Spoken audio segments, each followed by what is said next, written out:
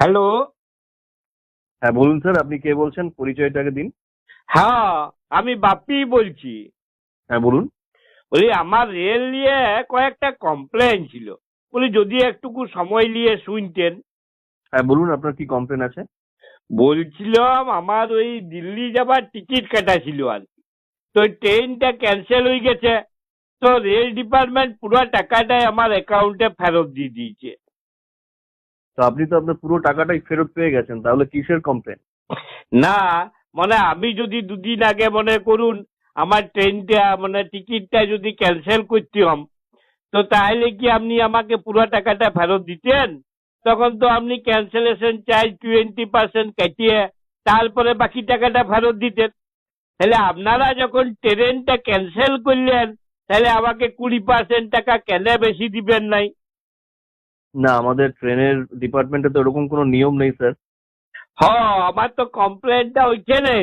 বলি নিয়ম নাই তো তাহলে নিয়ম করুন।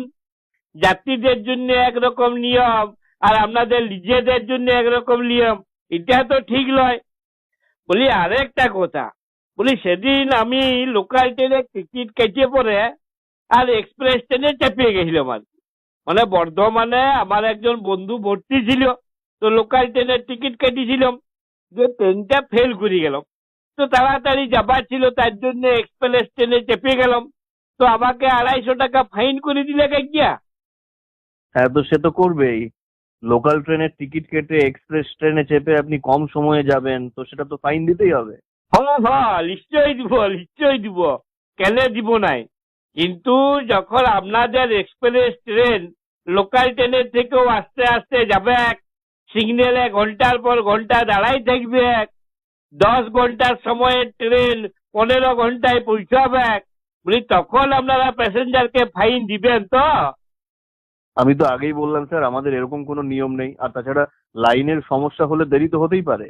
ই বাবারি, আমার বেশ সাথে বলছেন স্কুল মশাই। লাইফ থেকে শুরু বলি হয়। আপনাদের স্কুল সমস্যাটার লাইফে পড়ছে সমস্যা, ক্লাস 8, 9, আর 10। আমাদের চাকরি সমস্যাটার আপনারা কোনো নিজেরাই দাম নাই। নিজেদের ঘরগুলো বেশ দেখেন। ব্যবসা খুলিয়েছেন মশাই আর সবচেয়ে আপনারা। বড় কথা হচ্ছে ঘরের মানুষ কিন্তু কথা আচ্ছা, বলে আরেকটা ইসলামের মতো। কথা বলুন দেখবেন বউ দেখি। কথা শোনে না, বলি ছেলে কথা বেশি শোনে না, টাকা শোনে নাই। রোজগার করার জন্য 950 বছর আপনারা দাওয়াত দিয়েছেন, ট্রেনের সিটগুলাকেও শেষে গিয়ে ব্যালেন্স বলছিল করে বিয়ান্নি দিচ্ছেন। মাগলুবুন ফান্তাসির। কি বলতে আল্লাহ, আমি চাইছেন? সিট পরাজিত। ব্ল্যাক করা হচ্ছে মানে? ছেলে পার হয় না, ছেলে বলে আমি বলে পাহাড়ে উঠে আমি যাবো। ভেলোর যাবো বলে 2 মাস আগে পাহাড় আমাকে থেকে চাইছে, টিকিট কেটে বাপ রেখেছিল। বেটার মাঝখানে। তো ওয়েটিং আল্লাহ, লিস্টে আমার আমার ছেলে, নাম আমার ছিল। আহাল, আমার পরিবার, আর 2 মাস আল্লাহ পরেও ধমক দিয়ে বলছেন ওয়েটিং যে লিস্টেই নাম। লাইসা বিনাহলে নিজের মনে যা আমার চাবে সেটাই টিকিট আর করবে। কনফার্ম হয় নাই। আর আর আনুগত্যকে এদিকে তারা আমার দাসত্ব বন্ধু মনে করে। তেবড়া কথা বুঝেন? 2 দিন আগে বুঝলেন আনুগত্য, বেশি টাকা দিয়ে আল্লাহ এবং তার টিকিট রাসূল কেটে এবং স্বামী পরিবার আপনার কর্তাদের ট্রেনে আনুগত্য গেলে যে তারা ভেলোর। দাসত্ব